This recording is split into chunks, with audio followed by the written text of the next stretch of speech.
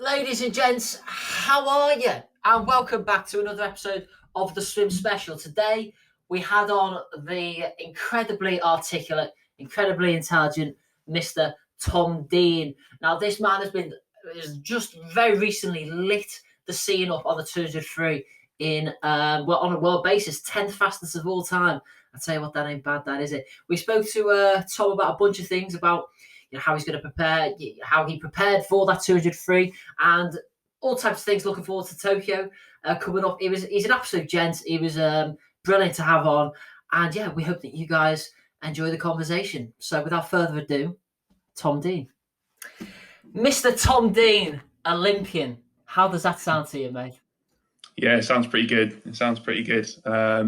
Yeah, it's been a long time coming, I like to think, and it's been in the back of my mind for a long time. So for it all to come together and be able to say that after my name's pretty special.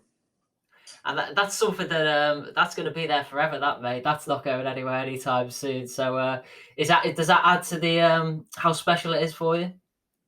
Yeah, it does. I mean, going to be like a world champ swimmer or a European swimmer doesn't really have the same kind of ring, but Olympian, and like you said, something that's going to stick with you forever, and it's just such a prestigious event. So to be part of it and be able to race there is really exciting. So yeah, I'm just looking forward to it now.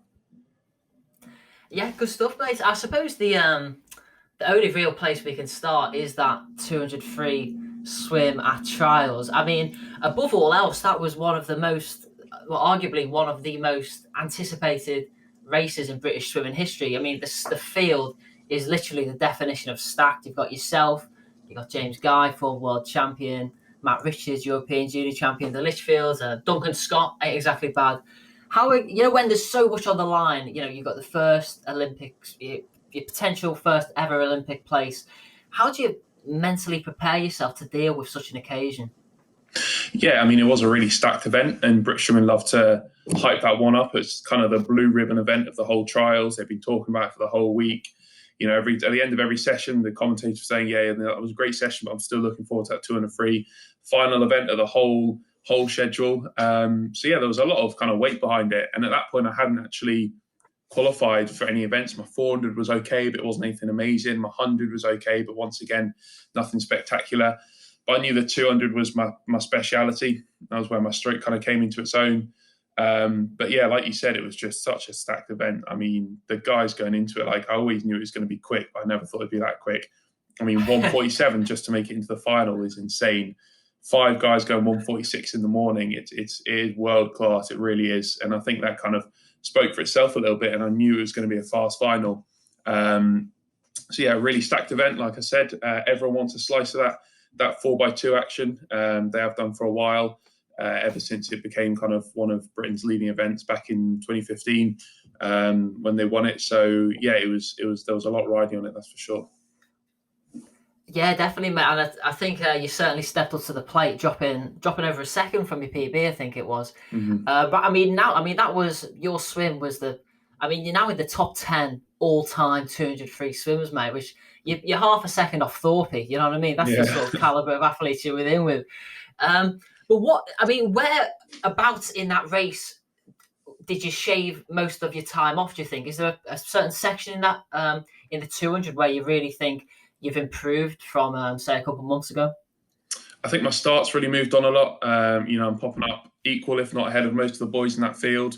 And I knew things with the 200 free at the moment, you can't afford to be kind of slow off the start and a bit cautious and hold back and try and be tactical. The way the event's going, you've just got to hit it from the get-go. And that's what I tried to do. I mean, I was out in 23.9, which was way quicker than I was hoping. Turned in a 50-point mid, I think, off the top of my head. So yeah, the start of my race was just so much quicker than I've ever been before. And it was just kind of hold on and kind of see where the rest of the ride takes me a bit. I knew Duncan was going to have a quick middle 100, especially that third 50. It was like hit that 100 mark and just go, basically, and try and hold on. And Duncan was through 150 and a 116, which is just, I mean, that's like 143 territory, which is just unreal. I mean, absolutely unreal. So I knew something special was going to be going on when I turned at 150 with Duncan, and we were kind of half a body length, if not more, on most of the field, because I knew these boys were 146 swimmers in their own right, if not quicker. So yeah, it was always going to be a pretty special swim. Like you said, big old chunk off my PB, 1.5 seconds, skip straight past that 145 down to the 144 mids. And yeah, I mean, seeing your name up with the likes of Phelps, Biederman, Thorpe, I mean, these just like legends in the 200 freestyle and in the sport swimming is quite special. Yeah, I mean, you're in swimming royalty now, mate. I mean, going into time, it's a couple months before Tokyo, so you got a big chunk of hard work to come on, I'm assuming. Mm-hmm.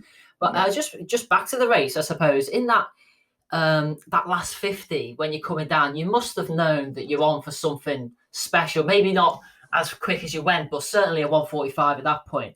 Yeah, when you're coming down that last 50, you know that you're pretty much, you're 15 seconds away from an Olympic place. What's going? And obviously, I'm assuming that the lungs were bursting a little bit. What's going through your mind at that point? Yeah, it's always interesting down that last 50. And so I breathed to the right. I had Jimmy on my right down that last 50, and I could see I had, at least a body length on him. I had a big old chunk ahead of him, and I'm thinking, Jim's on for a 146 low, 145 high. This is going to be pretty special. I saw Duncan; he had a bit on me, but all of a sudden I'm closing on him with 25 to go, 15 to go. He came back probably not as quick as he wanted to come back. I think he hurt himself a bit on that second 50. So I'm thinking, I can see the wall now. Get your head down. Don't mess up the finish. Try and finish on a long stroke. 10 meters to go, 5 meters to go. I'm like, I'm pretty much neck and neck with Duncan. I knew it was going to come down to the touch. I think I finished something like 11/100ths after him. So it was really, really tight. But yeah, just knowing that the race kind of came together and, I didn't come back on my arse like would have happened if the tape hadn't been right or the training hadn't been right or anything like that. And yeah, touching the wall, seeing the time, knowing that the work kind of came together. I booked my spot on the team, got my name out there in world swimming, and look forward to a week off at that point. That was what was going through my head when I touched the wall. Yeah, I bet you were looking forward to a nice bit of maybe junk food or something. I don't know. Yeah, I don't know what your vice is, mate. But yeah, and I suppose another thing about the 200 event is, I mean, everyone's been talking about it. We can't really not talk about it. It's that 4x2 relay for Britain going into the Olympics. So you guys, I mean, obviously you've got yourself and James Guy trained together. I think you've got Matt Richards is a Bath as well. Yeah, they're taking Callum Jarvis, are they, as well, for that relay? Yeah, I'm pretty sure. Yeah. Yep. So, and he's a Bath as well, is he? Or is that he right? Is, yeah, he's Bath. So you guys, I suppose, unlike most other countries where the teams only sort of come together towards the big competitions, you guys, obviously Duncan's up in Scotland. Do you have like a 4x2 group chat or something, or do you speak about it a lot, or is it just sort of you wipe it under the carpet, you sweep it under the carpet, and you're gonna just do all your work now, and then when it comes to fruition in Tokyo, that's what happens? Yeah, I mean, like you said, Bath is a real powerhouse for that 203 in the UK at the moment. 4 of the 5 guys going for it, all based down here in Jarv and Callum Jarvis and Matt in one squad, in Joel's squad, and then myself and Jimmy in Dave's squad. But yeah, we definitely do talk about it, and just you can't not talk about it with the times we're going at the moment. And I mean, adding it up, we're in definitely medal contention, if not some the right colour in the summer. So it's definitely on all our minds. Oh yeah, so we were talking about you guys down at Bath in the 4x2 relay team, chatting. Whether you talk about it a lot, obviously, it must be at the top of your mind at the moment going into Tokyo. Do you discuss it a lot? Yeah, I mean, like you said, Bath's such a great group for that 4x2 and for the 200 freestyle. Definitely the powerhouse in the UK when it comes to that event. And I mean, we can't off the back of the results from the trials, we can't not speak about it because of how strong it's looking now in the world rankings. So that bodes really well. And I like to think, since I've been on the team since 2018, so not a massively long time, I think it's moved on in terms of strength of the team, and we've been getting high-level medals since then. Jimmy's been on the team. I did a podcast with Swim Time last night. I was speaking to him. He's been on the team since 2013, and an amazing anchor leg. He's done some unreal relay swims in his time, and I think he brings a degree of experience to the team that is just going to help us in the summer. But yeah, the likes of Matt coming up on a 145 from a flat start, and his talent going forward. Myself and Duncan now on 144 mids, I think just bodes so well for the summer. Yeah, for sure. And I mean, you were speaking there about having experience in relays and what have you, and you have I mean, you yourself have you've been in the 4x2 relay a couple of times for Britain before. And in fact, you mentioned on that Swim Mhm. Strong podcast last night. It was a really, really good one, mate. There was a story Thank you. about was it the 2018 Europeans beforehand, where you were a bit of a young gun coming up, and basically your Yeah, instructions were to not f this up. What's the story behind that, mate? yeah. Yeah, so I was 18. I just turned 18, I think, and I was still swimming at my home club at the moment, Maidenhead. Small club. Not many, barely any national swimmers, and I'd just come off the back of European Juniors. That was my main focus for the season. My coach Paul and I had been focusing purely on the 200 IM at European Juniors in Helsinki that year. Hadn't even been thinking about senior competitions, not even in the back of my mind. Do European Juniors. I won the 200 AM, really happy, thought great summer ahead of me, can chill out before I go to Bath in September. I can relax. And I get a letter through saying, we want you to come and do the European Seniors. And that just kind of, that wasn't even on my mind in the slightest, had not been expecting it. And all of a sudden, right, okay, I've got to go to Glasgow, I've got to swim out in the European Seniors. I thought, right, I'll do a 200 IM heat, a 400 IM heat at best, because obviously only two guys can go through to the final. I think it was like the Litchfields or Max and Mark Sharanek. Those were the two boys who were going to go through. I thought, right, I'll go up there, chill in a hotel for 10 days, get to be on the GB team, which is really cool because I've heard of all these guys and stuff, but I've never met any of them. I'll do 2 heat swims and I'll have my summer break. Anyway, go up to Glasgow and do my heat swims. They go okay. Nothing spectacular because I'd been focusing on that European Juniors swim, and I'd had a bit of time off after that. And all of a sudden they're like, we want you to do the heat of the 4x2.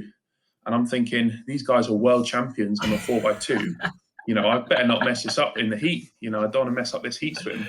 But then on top of that, I was thinking, right, I'll do a heat swim. These boys will go ahead, hopefully get a nice medal in the final, and then I'll get a bit of silverware coming back. So all of a sudden I've gone from not even expecting to go to Europeans to, right, I might have the chance to bring home a bit of hardware. And then do the heat swim, go back to my hotel, think, right, I'm on my summer holidays now. Get a text through saying we want you to do the final. I'm like, God, okay. So all of a sudden I'm on the team.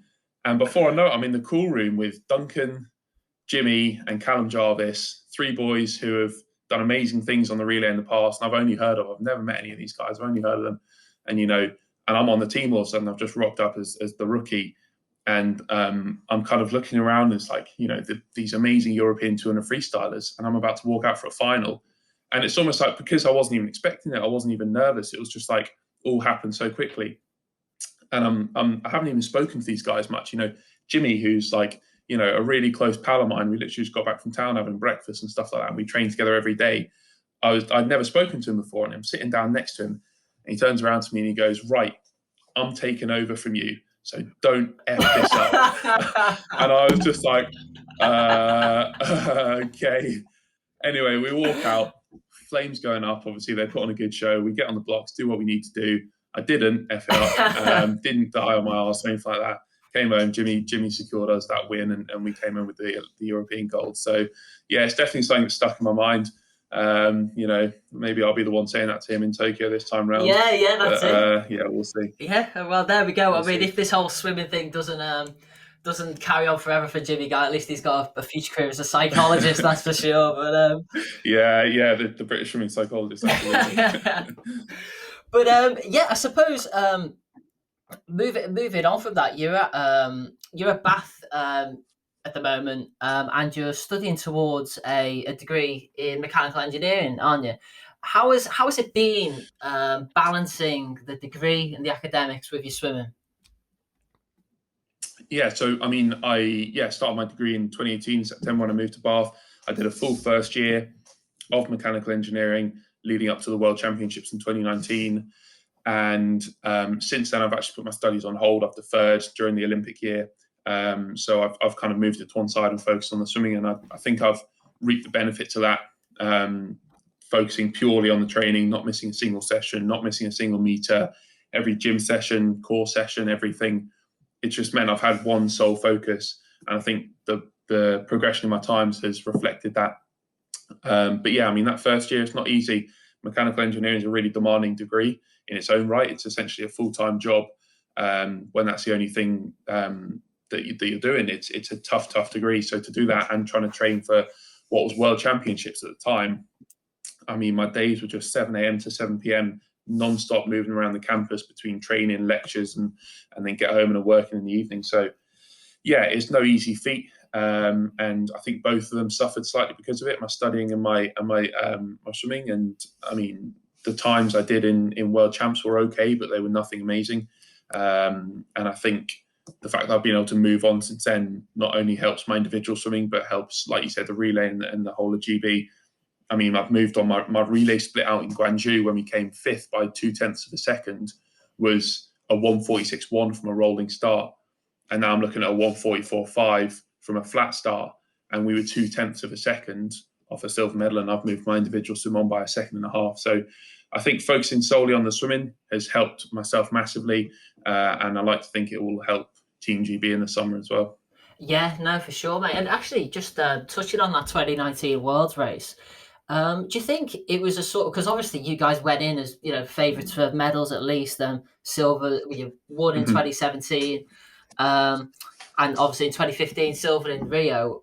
You guys came in as big favourites for medals. And do you think just missing out to the medals that close to an Olympic Games sort of added the motivation for you guys to push on and really solidify yourselves up there on the podium?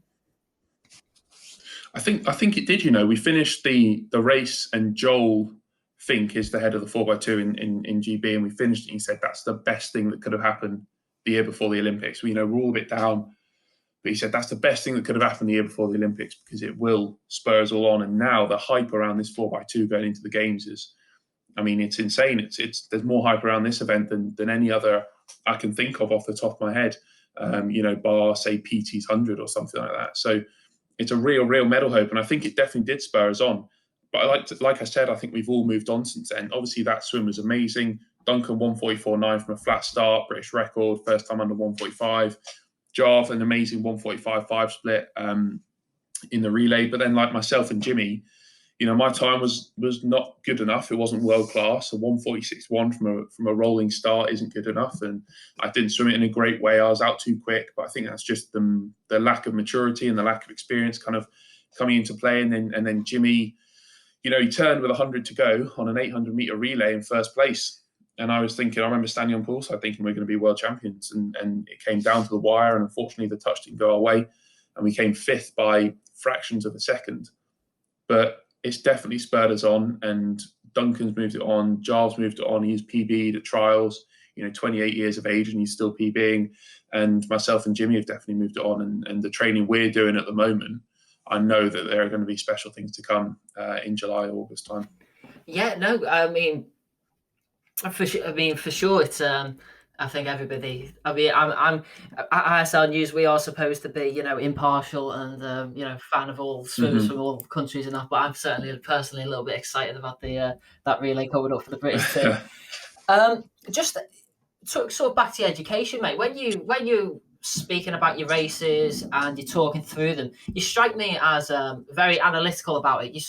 You don't seem particularly emotionally involved in when you look over your races and you review them and you see where you can improve. Do you think an element of that approach is actually from your education, coming from a science background, obviously engineering background, or do you think it's more just to do with you're so experienced with having to look over your past performances in swimming that's how you sort of deal with it?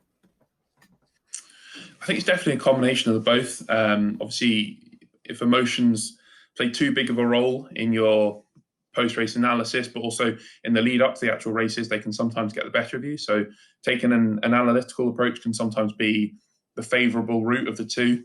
But on top of that, yeah, I mean, it's sport these days is such a science. It's such the data we're processing and the numbers we're going through really kind of interests the numerical side of my brain. We've got a camera system here at Bath, and we're able to break down frame by frame. We're working out the angles we're entering the water on the dives. We're working out the catcher angles of the elbow, everything. We've got biomechanists who are just trawling through figures and data. And, for example, after trials, I get sent a massive PDF document, and it's breaking down single meter splits and turn times and underwater distances. Stroke rates obviously being a massive part of it. So I think that side of it really is attractive to me, and I think that's a great way to break down the race. But at the end of the day, we're also not robots. You know, we are human beings, and that's why psychology is such a big part of the preparation for high-level competitions and elite sport. And I think the way these two come together is essentially what defines elite sport. You know, I can clock on and say I've done 250,000 meters at this percentage at this heart rate, this percentage on working on my speed, and I've ticked off 200 sessions in the last however many days, 100 days or whatever. But at the end of the day, you know, on race day, it's 80% mental, 20% physical, and that's such an important part of it. But that's what makes elite sport so exciting, and that's where real kind of special things can happen. Yeah, no, that's God. I mean, when you do really sort of start to appreciate all of the effort that goes into these performances, you start to understand why you guys are moving on at the rate you are. That's how about your nutrition since going to Bath? Has that has that changed much? Are you very careful about what you take in? I mean, what strikes me about you guys is that you guys are so, you're big lads. You got big wingspans. I mean, you're over 6 foot or what have you. To sort of stay fueled throughout the day for these sessions, but not taking too many bad calories as such. Is that difficult for you? Yeah. So since I moved to the Bath National Centre, that's one of the main differences. Moving from a small club to a national centre is the external support that's on offer, and nutrition being one of the main ones. We've got an amazing nutritionist in Brit Swimming, Richard Chesser, who just helps us in all different areas. But yeah, when it comes to actual intake, you know, you have to treat yourself like a Formula One car or something and giving yourself the right fuel. And while we do have this external help, it is very much down to ourselves as individuals. I've always been quite good when it comes to my nutrition, and that's just because of how I've been raised. So all credit to my mum when it comes to that department. But yeah, it is getting the right fuel in and the right amount and at the right time. It's so important. You know, we work on race day timelines when it comes to not just food, but supplementation as well. And that's just important as a day-to-day environment. You know, I literally a few weeks before trials, I sat down with a nutritionist. I'd given him in a food diary for over 4 days. I'd given it to him, and we broke down every single macro and micronutrient and worked out where I was slightly faltering, where I was high enough. And it is literally these 1%, 0.1% gains that are going to make the difference. But on top of that, it's another thing that is quite attractive to me because of the analytical side of it. You know, I'm looking at every calorie I'm intaking. This was during a rather big week, one of the aerobic weeks we were doing. It's just interesting to see how many calories I was having to take on board, you know, because my weight's staying the same. So that means my calorie output and input are pretty similar. But I'm looking at 7,000 plus calories a day just just to fuel the sessions we're doing. And, you know, there were some days where it's like you can't get enough fuel in. The meters we're doing in the pool and the rate your body has to recover, I've got to eat as soon as I wake up in the morning and last thing before I go to bed just to get me through the 8 hours of sleep without having a snack and stuff like that. So it's really, really interesting. And then the interesting part comes as you taper your training down towards race day, and obviously the meters drop slightly, so you have to alter your diet and your intake. And I think I hit the nail on the head because my lowest ever skim fold, which is where they essentially take your body fat percentage on points across your body, my lowest ever skim folds the day before I swam my 200 free. Okay. And that was the lowest ever in my life. So it's not a body fat percentage you can maintain while you're doing high level training, but it's a body fat percentage that you want just before you race. So you're not carrying anything more than you need to. So that plays a part as well. And it's all these tiny, minute gains that are so important. God, I'd never thought about that. How sort of changing your diet towards race day so that you can, I suppose you will need a different diet during heavy training and when you're racing. In terms of race day, do you some people like to swim on a little bit of an empty stomach. Some, prefer to maybe have a slightly bigger meal. But how do you time that? I suppose it's back to the nutritionists at Bath. They sort of give you the best ideas and break it down for you. Say on that Sunday, it was the end of quite a long week of trials for you guys. How did you approach your nutrition on that day? So yeah, trials was a weird one because obviously we had to be in this bubble and we were only allowed food at the restaurant. in the hotel, we had to go and get boxes of food, eat them in our room, and sometimes it wasn't enough. And even though I'm not doing loads of meters, your calorie intakes are still quite high. I've got to do my calorie intakes even on my days off are still quite high. So yeah, it was a weird one at trials, and it's just trying to have enough and of the right things and being fueled enough for the races, because the last thing you want to do is have insufficient energy supplies when you need to step up, because even though you're not doing massive meters, just the emotional and mental draining aspects of racing over the course of 5 days can burn a lot of calories and mean you need to fuel correctly. So it tends to be night before, big meal. So I haven't got to have loads for breakfast, loads in my stomach, and I'm not waking up hungry. But then I don't like to race on an empty stomach. I think that's another thing that it's just a worry that I don't want to concern myself with when I'm stepping up onto the blocks. So yeah, it's just a normal breakfast, what have on most days, just porridge and that kind of thing. You do my warm up, have a banana or something like that, and then the really important bit comes as soon as you finish and touch the wall. That's when it's like recovery shake, cereal bar, sufficient protein, sufficient carbs, get back, snack, lunch. If you have a nap, then another bit of food afterwards. And it's essentially recovering as best you can over the 6 or 8 hours you have between touching the wall at the end of the heat swim and getting on the blocks for the final swim. And that's when the nutritionist really plays his part. Yeah, and it certainly came to fruition the other week at trials, didn't it, mate? Just back to you, sort of obviously, as we all know, our mothers are the best guiders in our lives, of course. Just obviously, looking at your family, you've got a sister who's on a swimming scholarship out of Duke, I think, which is amazing, doing medicine. Yep. You've got brothers who are also national swimmers themselves. Obviously, not only are you guys, high achievers in sport, but also academically as well. What do you think sort of enabled that success for you guys growing up?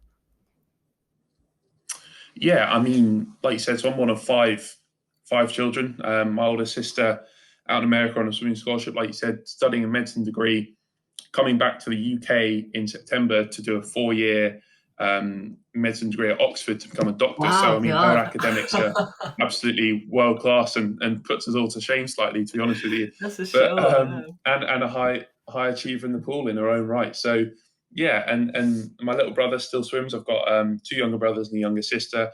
One of the brothers and my younger sister have finished swimming now, but my other younger brother still swims at Maidenhead.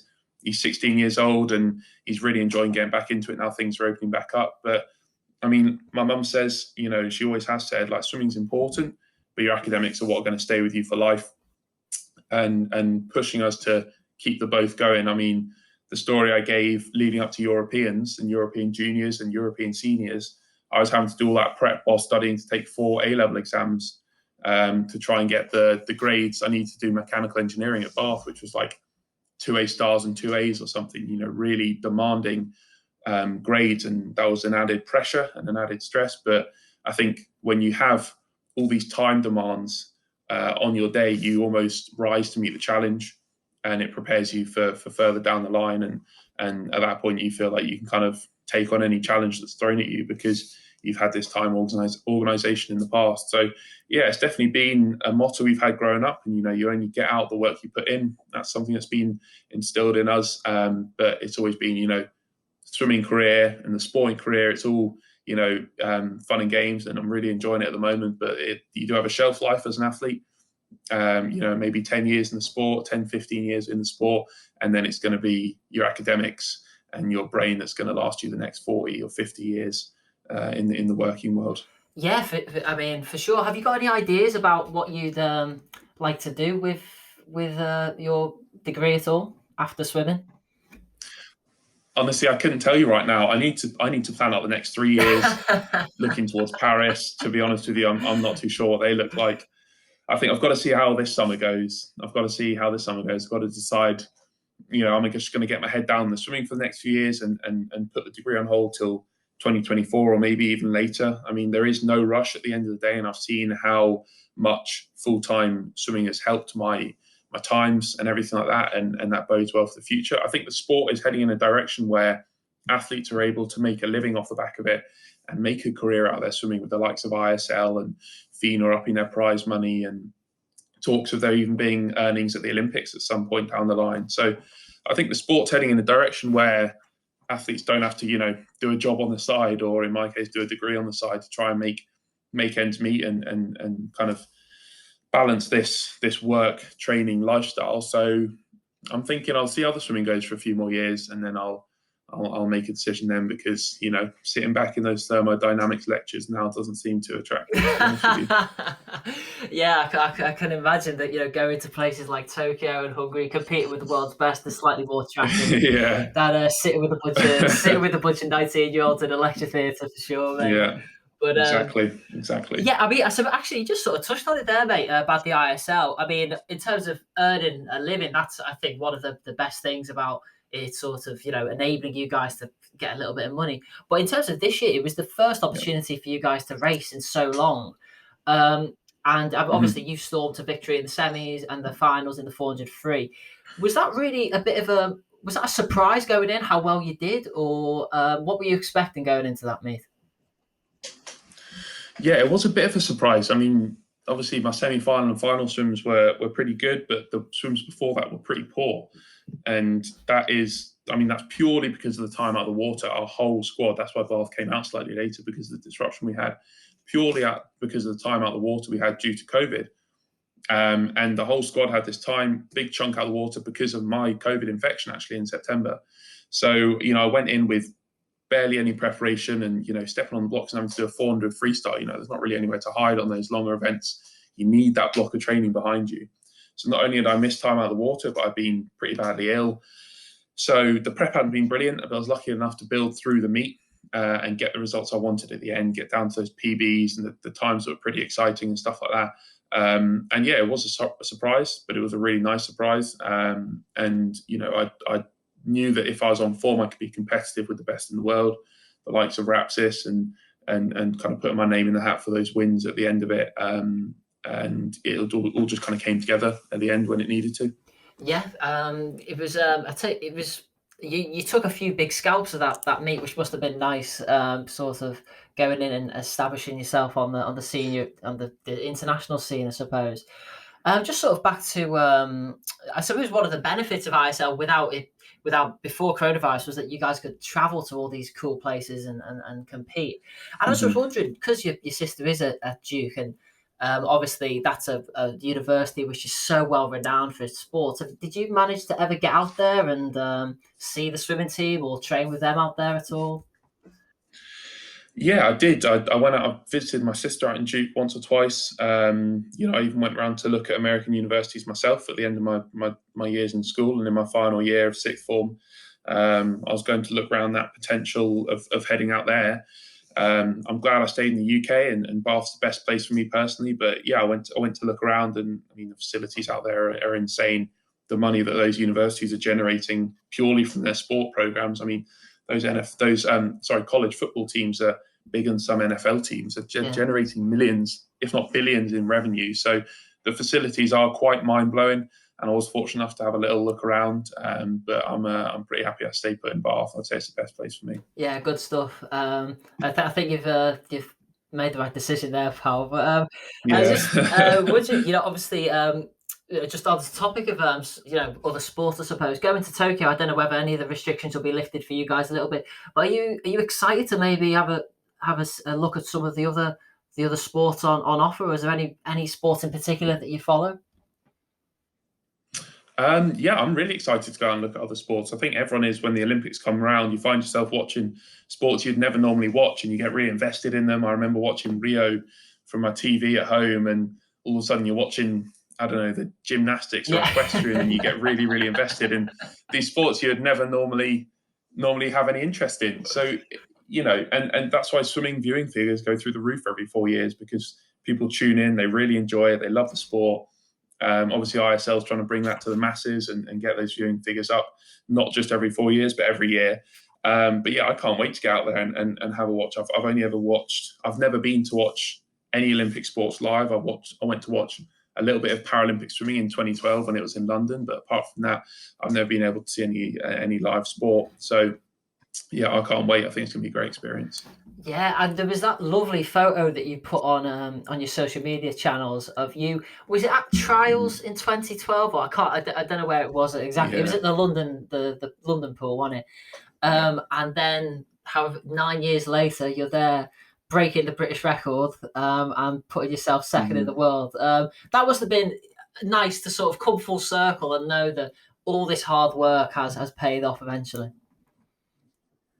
Yeah, that photo. So it was me, my sister, and our family friend Ellie, and Ellie sent me the photo a few weeks ago.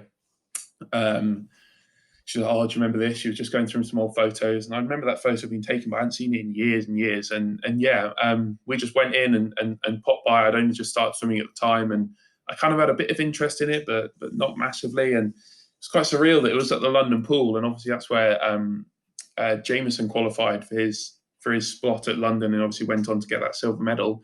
And the coach, obviously standing on poolside watching that, will have been David McNulty. And then 9 years later, he's taken me through to my 200 free final, and I secured my spot on my Olympic team. So it was a little bit surreal. It's almost like a full circle. And she sent me the photo a few before trials, and she's like, "You'll be swimming here soon, and hopefully booking your slot on the plane to Tokyo." And yeah, I thought that contrast was quite a cool photo. Nah, that those stories are absolutely lovely, aren't they? When you look back at it, I mean, how full circle it has come. And just, I suppose, when we're talking about you as a young swimmer, you come from Maidenhead Marlins, is that the club which you swam for? Yeah. You know, to be such a high level European junior, world level junior swimmer at events like 400 medley, 400 free, 200 medley, you must have done some really, really tough, honest sessions growing up. Do you count those as responsible for your sort of your endurance now? Yeah, absolutely. There's no doubt in my mind I owe it to Maidenhead and to my coach Paul in Maidenhead for building that engine that's allowed me to come to the National Centre and do the training I do today. You know, my sister was my training partner growing up, so I owe her massively for getting me through some of those hard sets. I mean, there were times where I definitely didn't want to do it. At times where I didn't even want to keep swimming, to be honest with you. But I do owe it to her for keeping me going. And yeah, some of those IM sets we did were just massive. I don't even think I could do them today. I couldn't even wrap my head around them today. We had a great group there. My friend Joel, I used to train with, and George Taplin, who came in from Hillingdon, who was a great age group freestyler, distance freestyler in his own right. And we just had a group, and it's almost like the stars aligned at this small club in Maidenhead, in this leisure centre, this tiny little 25-metre pool.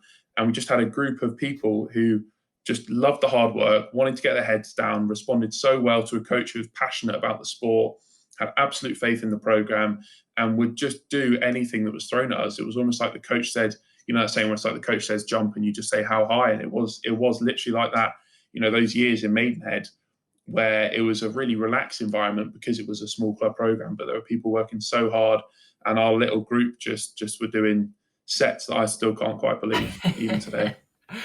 Yeah, no, I mean, and it's certainly, I think that's one of the best things about Olympic year is that you see, not only somebody as a spectator, you see in the athlete's eyes that just all of this work from years gone by has just come together right at the right time, and it's great to see, mate. And just quickly before we wrap things up, pal, when what's amazing about you is you're only 20 years old. Also, happy birthday! I think it's Sunday, is it? Is that your birthday? It is, yeah, the big 21st. Yeah, good. But I don't think you'll be celebrating like most 21-year-olds. But I think most of them. I don't think so. Yeah, but I'd say one thing, they'd all swap circumstances for you. That's for sure. With the Olympics coming up. But yeah.